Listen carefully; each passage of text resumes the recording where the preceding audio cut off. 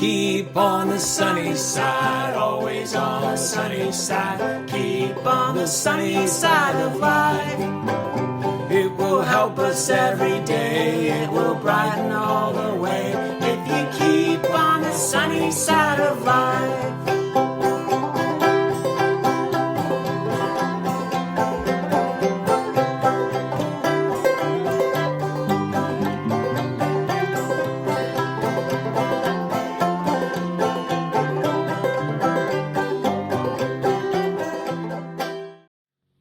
Merry Christmas, and thanks for taking a few minutes to watch this midweek.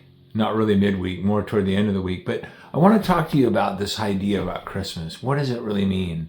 The Christmas series that we've been going through on Sundays is really telling the Christmas story through the gospel in a nutshell. John 3:16, for God so loved the world that he gave his only begotten Son, that whoever believes in him will not perish but have eternal life. For God did not send his Son into the world to condemn or judge the world, but that the world through him might be saved. That's really the message. And we look at that and that, what does that mean? What love does?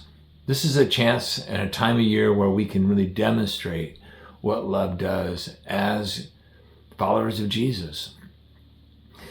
You know, we talked about these dimensions of love in John 3:16, that love enters, that you enter into the lives of other people, that God became flesh and dwelt among us, and we beheld his glory. Glory is that of the only begotten of the Father, full of grace and truth, that the Word became flesh.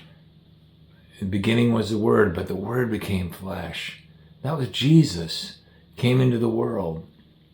He entered into our world, and he calls us to love people in the same way that we'd enter into their world that is very different. You know, they're younger than you, or they're older than you, or they come from a totally different background, or they have a totally different kind of political idea or thinking about different things. And yet you choose, because of love, to enter into the world. They may not know anything about the Lord yet, or they may come from a different kind of tradition. But you enter into the world and you listen to them and you communicate the love of God with them so that you can share this great message, this good news of Christ. And then not only do you enter, love enters, but love also gives. And we talked about that you give in a way. And many of you have talked to me about giving, and some of you have talked to me about, what do I do? It's the end of the year. I want to give an extra gift. Or there's some of you that are even almost like old-time farmers. You haven't given your tithes set so far this year, and you we're almost out of the year, and you want to do that. Well, now's a good time to do it, because it's one of those ways that we do this on Sunday after Sunday, but we demonstrate that the love of God and the love of God in us always gives. I told you this cliche that you can give without loving, but you can't love without giving.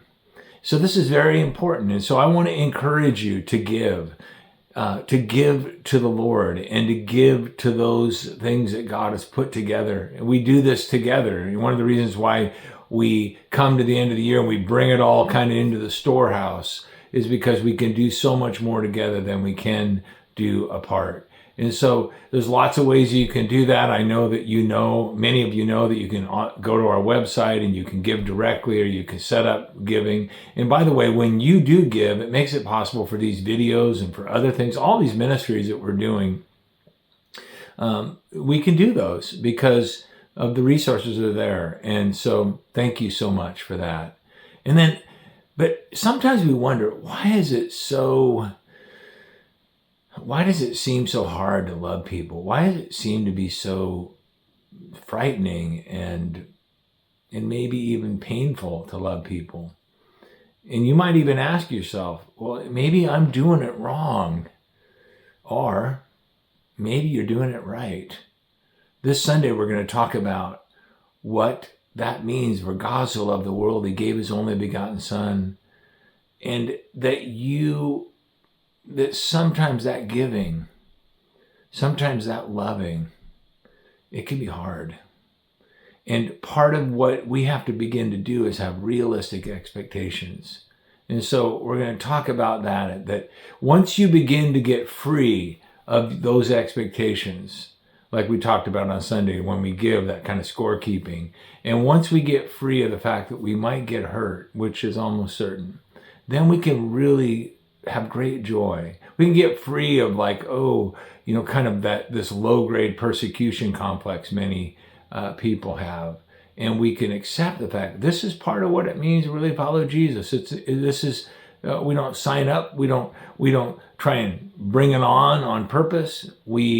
But we accept that it can happen. So this Sunday, here's some things you can do. They might be a little bit hard. Get yourself up on Sunday morning. Encourage your family to come with you. Come to a worship service at 8 or 11.